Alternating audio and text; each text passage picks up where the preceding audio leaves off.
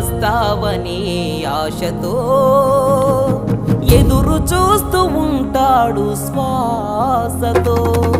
ప్రియమైన ప్రియురాలికి ప్రేమతో రాసిన ప్రేమలేఖ స్వయమైన చేతులతో ముక్కలుగా చింపిందే మనసు లేక.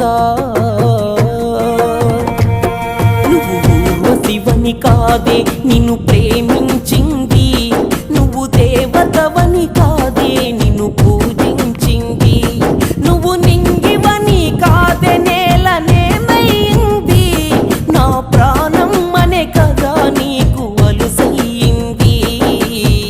రాతలో లేని రాదమ్మ, చెప్పలేనంత బాధమ్మ, గుండెలో నీదే పేరమ్మ, చెరిపినా పోనే పోదమ్మ. రాతలో